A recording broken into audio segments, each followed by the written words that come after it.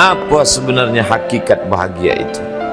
Ada seorang kaya, hartanya banyak, dia naik kereta yang besar, megah dan mewah. Dalam perjalanan dia tengok ke sebelah kanan ada tanaman padi sawah yang menghijau. Lalu dia pandang ada budak-budak kecil membawakan makanan beserta ibunya menuju pondok di tengah sawah. Suami sudah menunggu makanan siang tiba. Apa kata orang kaya dalam kereta? Oh, bahagianya petani. Di tengah perutnya lapar, istri dan anaknya datang. Makanan tiba pada waktunya. Air minum dapat menghilang dahaga. Lapar hilang, rindu pun sirna, karena istri dan anak ada di sekitar dia. Bahagianya menjadi petani, kata orang kaya dalam kereta. Masa orang kaya berpikir bahwa dia tidak bahagia? Si petani yang bersama anak di pondok tua itu pula memandang orang kaya di atas kereta. Apa kata dia? Betapa bahagianya orang kaya naik kereta, sedangkan aku hanya duduk di pondok yang tua. Maka pada hakikatnya manusia ini dua-duanya tak bahagia. Lalu sebenarnya bahagia itu di mana? Ada seorang anak yang sedang belajar di college university. Maka dia berkata, alangkah bahagianya kalau saya dapat BA. Selepas dia dapat ijazah BA, lalu dia berkata, aku tak bahagia. Alangkah indahnya bila dapat master. Manakala dia dapat master, dia berkata, oh, betapa bahagianya kalau dapat PhD. Selepas PhD dia berkata, susahnya PhD, belum juga dapat kerja. Selepas dapat kerja dia berkata, alangkah bahagianya kalau menikah. Selepas menikah dia berkata, aku tak bahagia sebab orang selalu tanya, dah punya anak apa belum? Selepas punya anak, dia pula berpikir untuk menikah sekali lagi. Jadi sebenarnya bahagia itu punya siapa? Oleh sebab itu bila kita baca kitab-kitab, maka makna sa'adah, kebahagiaan, orang yang bahagia sa'id, bahagia adalah insyirahus sadr, ketika hati terasa lapang apapun yang datang.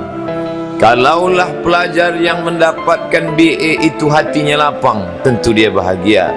Kalaulah petani yang berada di tempat rumah tua itu hatinya lapang, tentulah dia bahagia. Kalaulah orang kaya dengan kereta yang besar itu hatinya lapang, tentulah dia bahagia. Itulah mengapa Musa alaihi salam di tengah kesusahan hatinya akan melawan ayah angkat bernama Fir'aun. Dia minta hati yang lapang. Kita semua baca doa itu, Rabbi syrahli, lapangkan dadaku. Itulah mengapa kakinya pecah berdarah, giginya patah, pelipisnya pecah meneteskan darah, tapi dia tersenyum bahagia kerana hatinya lapang. Allah sudah lapangkan hatinya. Apa kata Allah untuk dia? Alam nashrah laka sadrak. Itu beza Muhammad dengan Musa. Musa meminta, Rabbi shrah li sadri wa yassir li amri wahlul 'uqdatam min lisani yafqahu qawli. Sedang Muhammad tidak meminta. Belum meminta, Allah dah bagi pada dia. Apa kata Allah?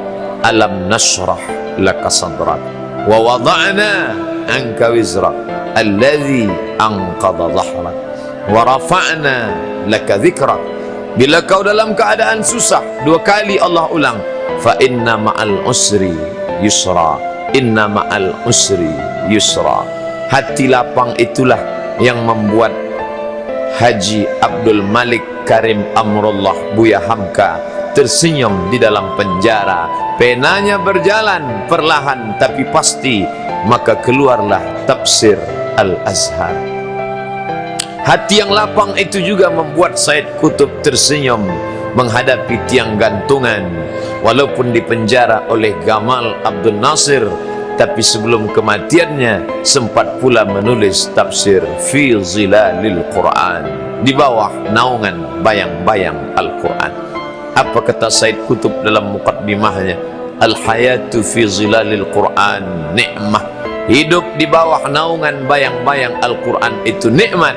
La ya'rifuha illa man zaqaha. Tidak ada yang boleh mengetahuinya kecuali orang yang pernah merasakannya. Maka bahagia adalah ketika hati terasa lapang. Bila kita nampak raut wajah orang yang tenang cerah, maka ketenangan bukan pada wajahnya. Bila nampak orang melangkahkan kaki dengan tenang penuh wibawa, maka ketenangan bukan pada kakinya. Bila tampak ayunan tangannya tak tergesa-gesa, maka bahagia bukan pada tangannya. Di mana letak bahagia itu? Ala fil jasadi mudghah. Ketahuilah dalam jasad ada segumpal, ada sekepal, ada sesuap. Idza salahat salahal jasadu kulluh. Kalau yang segumpal itu baik, maka yang lain ikut menjadi baik. Wa idza fasadat fasadal jasadu kulluh. Kalau yang segumpal itu rusak, maka dia pun ikut menjadi rusak. Yang segumpal itulah yang mengendalikan mata, telinga, tangan, kaki. Yang segumpal itulah tempat rindu, benci, marah, ridha, ikhlas, fasik, hasad, kufur. Di sanalah bersemayam rindu dan benci. Maka jangan terlampau benci. Habib habibaka haunamma. Kalau kau sayang, sayanglah secukupnya sahaja. Karena boleh jadi hari ini kau sayang, besok berubah menjadi kebencian. Kalau kau benci, bencilah secukupnya sahaja. Boleh jadi esok pagi dia menjadi orang yang tersayang. Berapa banyak puan-puan berkata, siapa itu? Itulah orang yang dulu paling aku benci. Tapi hari ini masih ada juga benci, tapi tak banyak. Oleh sebab itu maka dijaga dia. Yauma la yanfa'u malun. Hari itu tak ada guna harta, wala banun, tak ada guna anak, illa man atallah, kecuali orang yang datang menghadap Allah biqalbin salim, dengan hati yang salim. Qal, qab, lam, ba, qallaba, berbolak-balik. Qallaba, tidak selamanya bahagia. Kadang pagi hati tenang, petang datang dia pun susah. Kadang pagi hati lapang, petang tiba dia pun gundah. Maka apa yang dapat menolong? Ala bizikrillah, ketahuilah dengan banyak menyebut mengingat Allah, tatma'innul qulub, maka hati akan menjadi lapang. Qalbul mu'min baina asabi'ir rahman, hati orang beriman berada di antara jari jemari kuasa Rahman. Kalau dia hendak, dia balikkan yang senang menjadi susah. Kalau dia berkehendak, yang susah dia balik menjadi lapang. Berapa banyak orang yang tampaknya mungkin kita kata dia susah, tapi dia masih boleh tersenyum. Sebaliknya orang yang menurut pandangan zahir kita cukup segala, makan, pakai, tapi tampaknya kesenangan tak pernah singgah. Apa sebab? Kerana hati milik Allah. Dia ada dalam diri kita, tapi dia bukan punya kita. Lillahi ma fis samawati wa ma fil ard. Apa di langit, apa di bumi, milik Allah. Balikkan kepada Allah. Dari Allah, balik kepada Allah. Senang mengucapkannya, payah mengamalkannya, lebih sulit memasukkannya ke dalam hati. Oleh sebab itu maka apa cara supaya hati menjadi lapang? Yang pertama, iman. Mesti ada iman. Percaya bahawa dia ada walaupun tak tampak oleh mata.